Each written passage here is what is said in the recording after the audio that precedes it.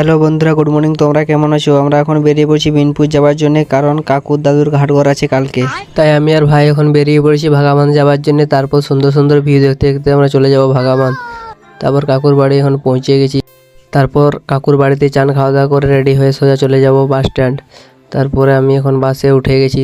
আজকে শালা একটা সিটও খালি নেই। কার মুখ দেখে যে আজকে ঘুম থেকে উঠেছিলাম কে জানে।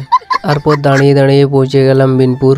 তারপর একটু বসে চলে যাবো জন লজটা ভাড়া করেছে খাওয়া দাওয়ার জন্য। দেখতেই পাচ্ছ বিনপুরের নীলিমা হোমিও লজটা ভাড়া করেছে। তারপর আমি চলে যাব একতলাতে। দেখতে পাচ্ছ এখানে বসার জন্য বেডও আছে আর আনলিমিটেড পাখার ব্যবস্থা আছে।